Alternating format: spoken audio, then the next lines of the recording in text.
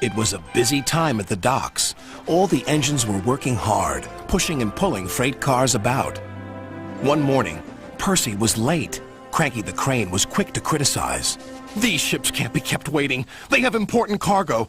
If they miss the tides, they will be delayed in the docks. You should look up to the ships and show more respect. You are, after all, only little." "We've got too much work," huffed Percy.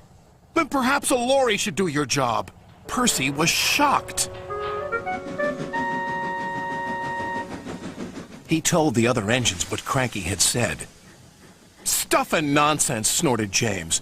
"We engines run this island," said Henry. "What if a lorry does arrive?" I'm afraid it did, along with 2 more. Cranky was delighted. "Hey, you down there! Your job's done now! These lorries are taking over! One of them wants to talk to you!" The lorry was very rude. "What's that steaming lump of scrap iron doing here? Be off with you!" Scrap iron? Steaming scrap iron? Pah!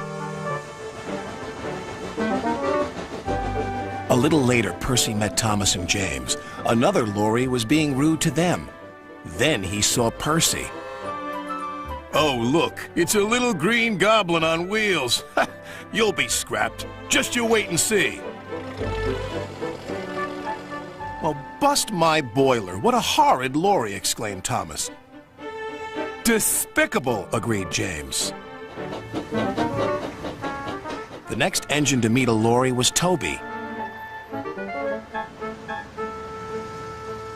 Well, well, well. No wonder this railway's a mess. You belong in a museum, not working in a quarry. "I might look old, but I'm very useful." "Useful? Pah!" replied the lorry. "Just you tootle off." "Tootle?" spluttered Toby. "Come along, Toby," interrupted his driver. "Don't bother to argue with him. We'll go to the flour mill instead." But when they arrived at the flour mill, Toby was shocked to see yet another lorry. "What are you doing here?" "We 3 are doing your work now. You're too slow." The foreman spoke to Toby's driver. "I'm sorry. Times are a-changin', I'm afraid." "Toby might be old," replied his driver, "but he's reliable." "Come on, Toby. We'll go to the farms. They'll still use us." Toby trundled sadly away. His railway ran through a narrow gorge, but vehicles had to tackle a steep and dangerous road. When Toby arrived, he saw the lorry from the quarry again. It was loaded with rock. "That lorry's in trouble," thought Toby. And he was.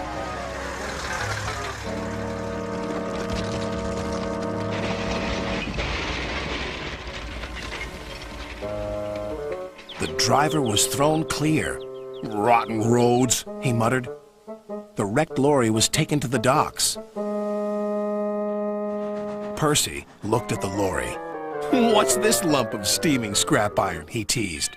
"I'll be back," replied the lorry, "so you can wipe that silly smile off your smoke box." "Ha!" said Percy, and wheeshed him loudly. Then Butch, the breakdown vehicle, arrived. He was towing the lorry from the flour mill. "What happened?" asked Toby's driver.